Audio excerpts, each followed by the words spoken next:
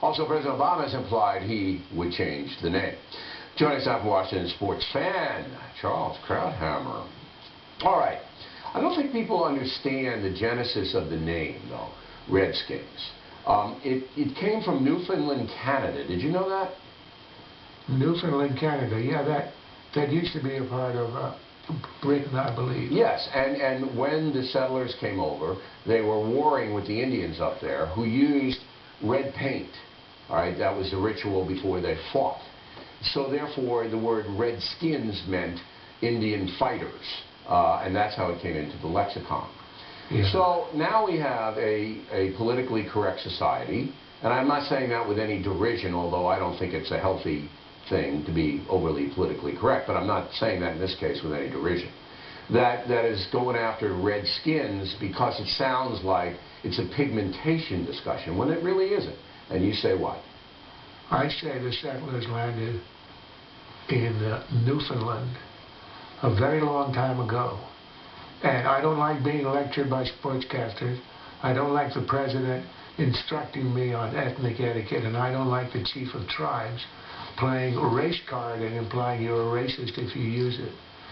But what I do believe is that the people who use the word Redskins are not intending any malice, any abuse, but I believe that words change over time. They evolve. You're talking about what the word meant 200, 300 years ago. Words change. 50 years ago, the word Negro was the most respectful word you could use for an African American.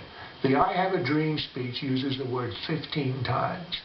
It's now 50 years later, and because of a complicated history, which nobody intended, the word today implies a patronizing attitude, and you don't use it.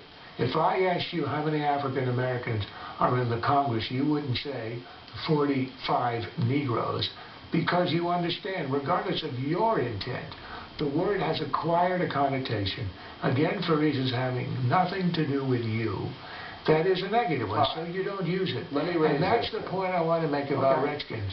It's got an 80-year history, but in 80 years, the meaning of the word changes. But you don't hear an outcry from Native Americans across the board. The Oneidas, based in the Northeast, they're driving on this. They don't like it. But you don't hear it. It isn't taken as a pejorative in many Native American precincts. Like, as you said, if you use the word Negro, it would be in the African American community. So I'm just wondering whether this is it's hard to defend Redskins in this politically correct time that we live. The team owner doesn't want to change the name because there's a lot of legacy built into it, and there's it's not obviously a pejorative to him. It connotes strength. The team is strong, and he doesn't want to change it. And I kind of have some sympathy for him on this one. Look, I do too.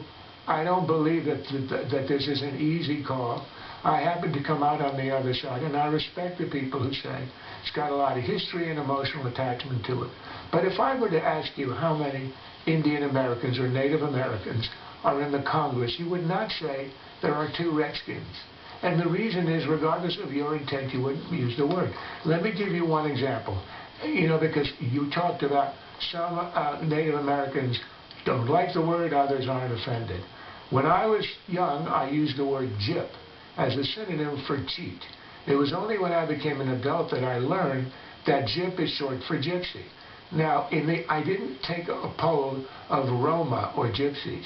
I didn't ask the leader of the Roma in Hungary which way he goes. I don't care which way they go. I simply stopped using the word because I thought it's the decent thing to do. You want to err on the side of sensitivity. No, you don't want to deliberately associate somebody or a group with something negative like cheating, and you can use it if you can use another word.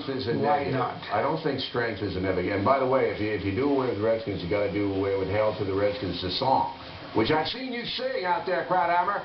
"Hail to the Redskins." Don't tell me you haven't. I've seen you sing that song. That goes. I hum it. Okay.